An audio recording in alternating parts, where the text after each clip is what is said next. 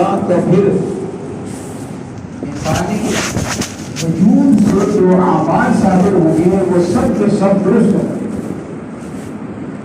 چاہے وہ عبادات ہوں، چاہے وہ معاملات ہوں، چاہے وہ معاشرت ہو، چاہے وہ اخلاق ہو، چاہے وہ فرد کی انفرادی زندگی سے متعلق ہو، چاہے وہ فرد کے وہ معاملات ہوں جن کا تعلق جو ہے وہ اجتماعی زندگی سے ہے، وہ سب کے سب جو ہیں وہ پھر درست ہوں گے۔ تو فرد کی اصلاح جو ہے یہ بنیادی کام ہے۔ فرد بنتا ہے تو معاشرہ بنتا ہے، فرد نہیں بنتا تو معاشرہ نہیں بن پاتا۔ اب اس فرد کے بننے میں جو دین کی تعلیمات ہیں، فرد کی اصلاح میں، فرد کے تزکیے میں، فرد کے تصفیے میں، اس کے رسول کی تعلیم، رسول کریم کا کتاب و حکمت کی تعلیم سے فرد کو آراستہ کرنا، رسول کریم صلی اللہ علیہ وسلم کی صحبت، رسول اللہ صلی اللہ علیہ وسلم کی وابستگی، یہ سب بڑی اہم چیزیں ہیں۔ اس کے لیے جو ماحول ہے اس کو بنانا ہے وہ ہے مسجد کا۔ اس لیے مسجد سب سے، مسجد نبوی جو ہے آپ سمجھیے کہ مدینہ جا کر مسجد نبوی کی تعمیر کی، کہ مسجد وہ مقام ہے کہ جہاں افراد جمع ہوتے ہیں، ان کو کتاب کی تعلیم دی جاتی ہے، ان کا تزکیہ کیا جاتا ہے، ان کا تصفیہ کیا جاتا ہے، وہ اللہ کی عبادت میں وہاں کوشاں ہوتے ہیں۔ اور مسجد نبوی یہ جو آباد تھے نا وہ بڑے وسیع تھے۔ اب اس وقت میں اس موضوع کی تفصیل میں نہیں جانا چاہتا۔ مسجد نبوی بہت وسیع اعمال کی شامل مسجد تھی، سمجھیے گا۔ وہاں اللہ کے حبیب صلی اللہ علیہ وسلم امامت بھی فرماتے تھے، مسلمانوں کے پیچھے 5 رکعت کی نماز بھی ادا کرتے تھے۔ اللہ کے حبیب وہاں خطبات میں ارشاد فرماتے تھے، دین کی تعلیم بھی ان کو دیتے تھے، صبح کی تسلیمہ بھی وہاں تھی، باہر سے وفود آتے ان کو بھی جب وہاں ٹھہرایا جاتا، ان کو بھی دین سے جو وہ آگاہ کیا جاتا، دین کی اشاعت کے لیے، دین کی تبلیغ کے لیے، دین کو پھیلانے کے لیے وہاں مشاورت بھی ہوتی، اور خود اسلامی معاشرہ یا نظم مملکت، اس پر آگے بات کرتا ہوں، اس کے دفاع کے لیے وہاں سوچ بچار ہوتی، وہاں مشاورت ہوتی، وہاں سے آپ لشکر بھی روانہ فرماتے، وہاں سے شرائع کی روانگی ہوتی۔ یہ سب اعمال جو ہے وہ مسجد نبوی ہی کے اندر ہوتے ہیں۔ مسجد نبوی بہت وسیع اعمال کا ایک مرکز ہے۔ مسجد نبوی کی تعمیر ہوئی، مسجد نبوی کی تعمیر، اور دوسرا اہم کام مدینہ منورہ، یہ ہجرت کا پہلا سال ہے۔ دوسرا اہم کام آپ کو پتہ ہی ہے کہ انصار کے قبائل، اوس اور خزرج دونوں قبیلے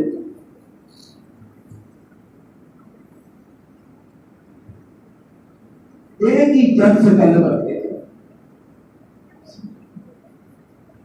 لیکن آپس میں ان کی لڑائیاں بھی رہی، اور سال تک جنگیں شروع ہو جاتی دونوں کے درمیان، حالانکہ دونوں کا نسب ایک ہے، جد ایک ہے، لیکن ان کے ارد گرد یہود بھی تھے، ان کی وجہ سے ان کے اندر باقی منافرت بھی پیدا ہوئی، نفرت پیدا ہوئی، عداوت پیدا ہوئی، اور لڑائیاں ہوتی تھی۔ وقت غارت ہوتا تھا، ایک دوسرے مال بھی لوٹتے تھے، قیدی بھی بناتے تھے، افراد بھی قتل کرتے تھے، یہ سب کچھ ان کے اندر ہوتا تھا۔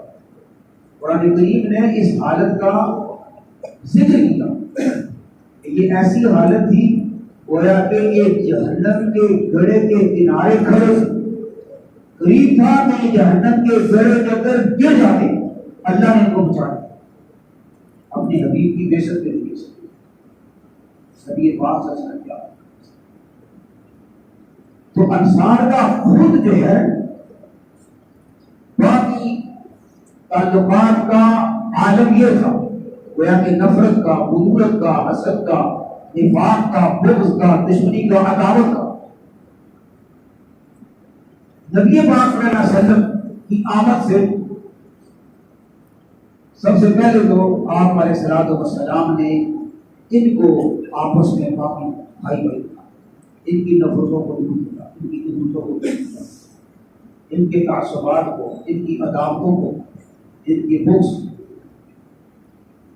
کو ختم کیا، اور یہ اوس اور خزرج دونوں آپس میں بھائی بھائی۔ قرآن کریم نے اس کا ذکر کیا، بطور نعمت ہے، یہ بہت بڑی نعمت ہے۔ یہ سمجھیے کہ رسول پاک صلی اللہ علیہ وسلم کی آمد، آپ کی بعثت، قرآن کریم کے نزول اور اسلام پر ایمان لانے سے مدینہ کے اثر اور نمت رہا، مدینہ کے جو باشندے تھے اور سب حضرت کے باشندے، آخرت میں تو ان کو جو کچھ عطا ہوگا، آخرت میں جو کچھ ان کو عطا ہوگا وہ تو ہمارے تصور سے بہت بڑا، بہت بڑا ہے۔ اس کے بارے میں تو خود نبی پاک صلی اللہ علیہ وسلم نے فرمایا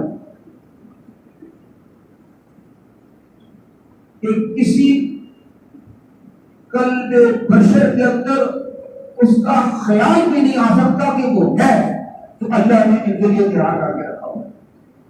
نہ کسی آنکھ نے دیکھا، نہ کسی کان نے سنا، نہ کسی قلب بشر کے اندر اس کا خیال تک آ سکتا جو ان کو آخرت میں ملے گا، دائمی جنتیں۔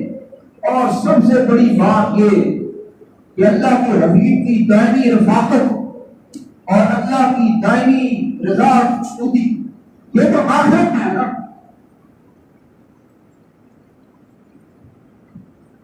میں دنیا کی بات کر رہا ہوں، دنیا کی بات کر رہا ہوں۔ اللہ کے حبیب صلی اللہ علیہ وسلم پر اگر یہ ایمان نہ لاتے،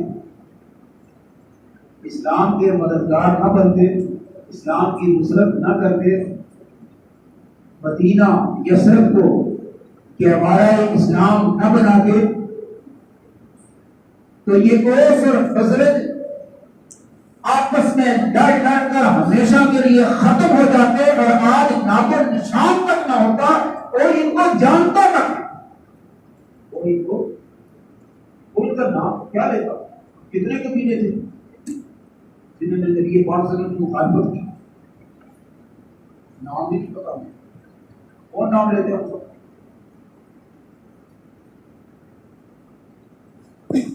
یہ ہر مسئلہ جو ہے وہ ختم ہو جائے اور ان کا نام و نشان مٹ جاتا۔ یہ دنیا کے اندر جو ہے اللہ کے حبیب پر ایمان لانے کی وجہ سے، اسلام کو دین حق سمجھ کر اس کو قبول کرنے کی وجہ سے، قرآن کریم کو اللہ کی کتاب ماننے کی وجہ سے، اور اپنے آپ کو اللہ کی وفاداری میں دے دینے کی وجہ سے، اور اپنا سب کچھ اللہ اور اللہ کے رسول پر نثار کر دینے کی وجہ سے، خود دنیا کے اندر بھی جو ہے ان کو اللہ نے باقی اتحاد اور اتفاق، رافت، رحمت اور رحمت عطا فرمائی، اور دنیا کے اندر بھی جو ہے وہ ان کا جو ہے وہ ڈنڈا بجا۔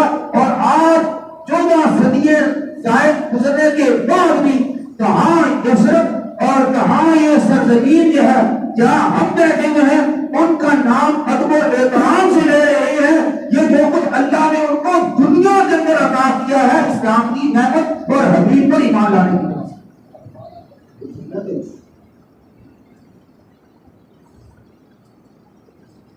یہ تو ہم پڑھتے ہیں نا, کتابوں میں پڑھتے ہیں, ان کی حدیث کے اندر پڑھتے ہیں, قرآن کی آیت, قرآن نے کہا سچی ہمیشہ کے لیے قرآن نے سب کر دیا کہ واعتصموا بحبل اللہ جميعا ولا تفرقوا واذكروا نعمت اللہ علیکم اذ کنتم اعداء فاصبحتم بنعمته اخوانا وكنتم على شفا حفرة من النار فأنقذكم منها كذلك يبين الله آياته لعلكم تعقلون.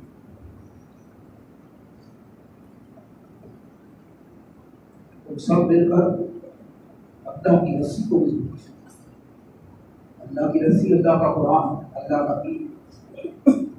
ولا تفرقوا,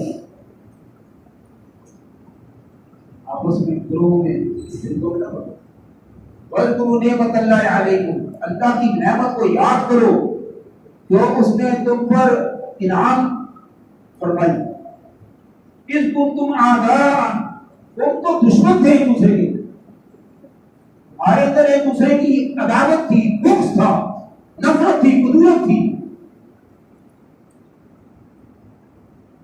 فَأَلَّفَ بَيْنَ قُلُوبِكُمْ, اللہ نے تمہارے دلوں کے اندر جو ہے الفت ڈالی. کس نے الفت ڈالی؟ اللہ نے. اللہ نے تمہارے دلوں کے اندر ایک دوسرے کی محبت, ایک دوسرے کی الفت ڈالی. فَأَلَّفَ بَيْنَ قُلُوبِكُمْ فَأَصْبَحْتُمْ بِنِعْمَتِهِ إِخْوَانًا. تم اللہ کی اس نعمت کی وجہ سے, یہ نعمت کون سی ہے؟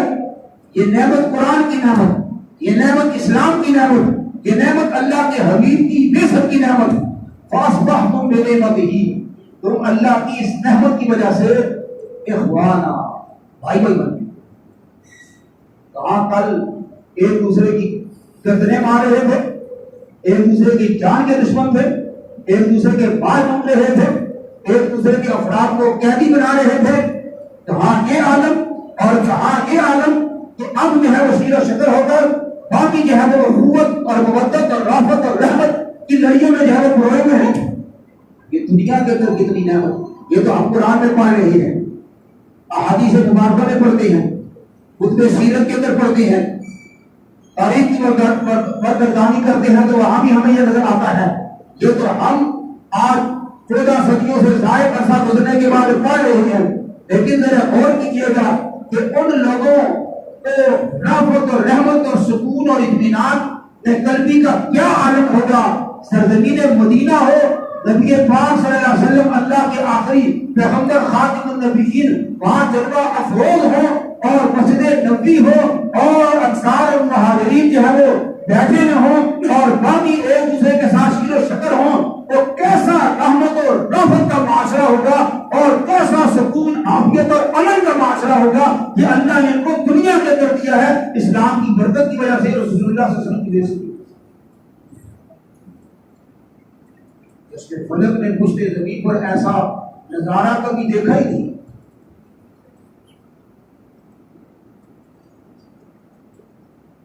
سب سے پہلے تو خود اوس اور حضرت ان قبائل کے اندر جو ہے اللہ کے حبیب صلی اللہ علیہ وسلم نے الفت اور محبت اور رافت اور رحمت کی لڑیوں میں ان کو بڑھا. پھر بڑا اہم مسئلہ بڑا اہم, لیکن کیا میرے پاس اسلام کیا ہے, اسلام دنیا کے پاس, دنیا کے اندر کیا دیتا ہے, آخرت میں تو سب کچھ ہی دے گا. آخرت تو آخرت ہے, وہاں تو سب کچھ ہے ہی رہنے ایمان کے لیے, وہاں تو سب کچھ ہے ہی انہیں کے لیے جو اللہ کے حبیب صلی اللہ علیہ وسلم پر ایمان لائے اور ان کی اتباع کیا. دنیا کی بات کر رہا ہوں کہ مکہ سے مہاجر بے در ہو کر، بے گھر ہو کر، بے سر و سما ہو کر مدینہ منورہ پہنچتے ہیں.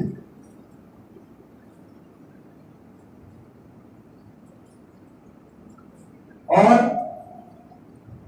ابھی نظم مملکت کوئی قائم نہیں ہوا مستحکم طریقے سے کہ اس کے پاس کوئی وسائل ہے. یاد رکھیے گا،